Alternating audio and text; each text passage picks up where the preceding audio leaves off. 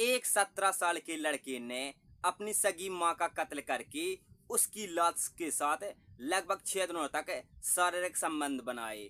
नमस्कार दोस्तों, स्वागत है आप सभी का हमारे एक और वीडियो में। दोस्तों, आज हम बात करने वाले हैं एक हैरान कर देने वाली घटना के बारे में, जिसे सुनकर आपके पैरों तले जमीन खिसक जाएगी। ये सच्ची घटना है उत्तर प्रदेश राज्य के गोरखपुर शहर की, जहां पर एक 17 साल का बेटा अपनी 45 साल की मां के साथ रहता है। वहीं उसका पिता बेंगलुरु में रहता है, जो एक साइंटिस्ट होता है, तो बेंगलुरु शहर में जॉब कर रहा था। 17 साल का बेटा मोनू और 45 साल की मां दोनों गोरखपुर में रहते हैं। एक दिन मोनू अपने कमरे में सोया था। मां किचन में खाना बना रही थी और मोनू को जोर जोर से आवाज दे रही थी कि उठ जा मोनू, तुझे स्कूल नहीं जाना है, तो स्कूल के लिए लेट हो रहा है।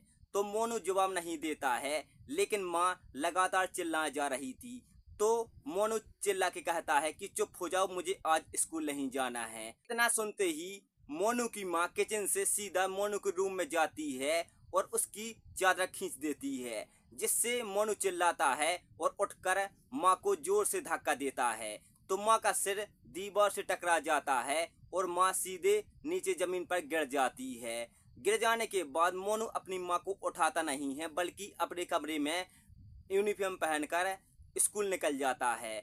स्कूल से 6 घंटे बाद मोनू वापस स्कूल से घर आता है, तो माँ उसी हालत में फर्श पर पड़ी थी। तो मोनू अपनी माँ को देखता है और चिल्लाने लगता है कि माँ माँ।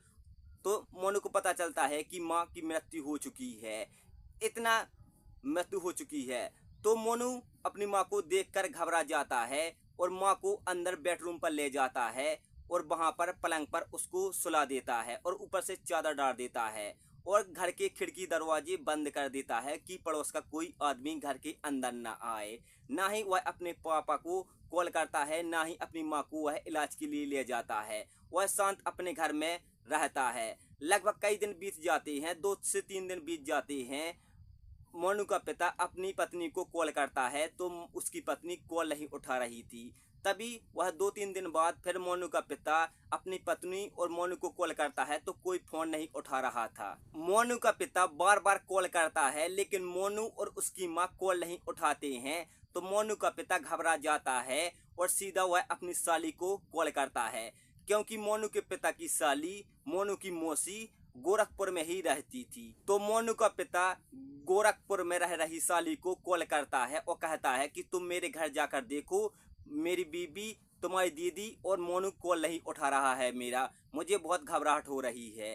तो जैसे ही मोनू की मौसी घर पर आती है, तो घर के दरवाजे पर ताला लटका देख मोनू की मौसी अपने जीजा से कहती है कि घर पर ताला लगा हुआ है। फिर मोनू का पिता आसपास के रिश्तेदारों में कॉल करता है खबर लेने के लिए कि मोनू की माँ और मोनू कहीं रिश्तेदारी में तो नहीं चले गए, लेकिन उसको कोई रिस्पांस नहीं मिलता है। सब रिश्तेदार कहते हैं कि हमारे यहाँ मोनू और मोनू की मम्मी नहीं आई है।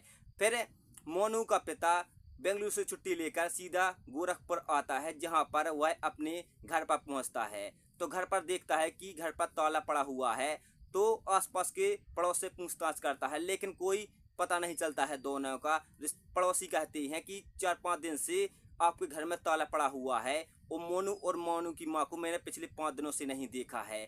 जैसे ही मोनू का पिता घर के पास जाता है, तो एक बदबू आती है। बदबू को देख मोनू का पिता ताला तोड़ देता है और घर के अंदर घुस जाता है, जहाँ पर वह देखता है कि उसकी पत्नी बेड पर पड़ी हुई है, जो अत्यंत बदबू आ रही है। जैसे ही वह अपनी पत्नी को बेड पर देखता है, तो उसके रोंगटे खड़े हो जाते हैं, क्योंकि उसकी पत्नी की लाश सड़ गल चुकी थी। फिर मोनू का पिता पास के पुलिस स्टेशन में मामला दर्ज करवाता है, जहां पर पुलिस आती है और मोनू की मां को पोस्टमार्टम के लिए ले जाती है। पुलिस मोनू को ढूंढती है, तो मोनू पास के ही एक तालाब के किनारे बैठा हुआ मिल जाता है, जो पिछले 5 दिनों से उस तालाब के किनारे बैठा था। फिर पुलिस मोनू से पूछताछ करती है, तो मोनू लगातार अपने बयान बदलता है और पुलिस को सच्चाई नहीं बताता है, लेकिन पुलिस को पूरा शक मोनू पर ही जाता है। तो पुलिस मोनू से लगातार पूछताछ करती है, तो मोनू अपना जुर्म कबूल नहीं करता है, लगभग कई बहाने मारता है। लेकिन पुलिस मोनू से सख्ती से पूछताछ करती है, तो मोनू यहाँ पर अपना गुनाह कबूल कर लेता है और सारी सच्चाई पुलिस को बताता है तो पुलिस हत्या का मामला दर्ज कर लेती है और मोनू को गिरफ्तार कर उसे जेल भेज दिया जाता है। तो दोस्तों ऐसी वीडियो देखने के लिए हमारे चैनल को सब्सक्राइब जरूर कर दीजिए और वीडियो को लाइक कर दीजिए। दोस्तों मिलते हैं नेक्स्ट वीडियो में, तब तक के लिए जय हिंद जय भारत।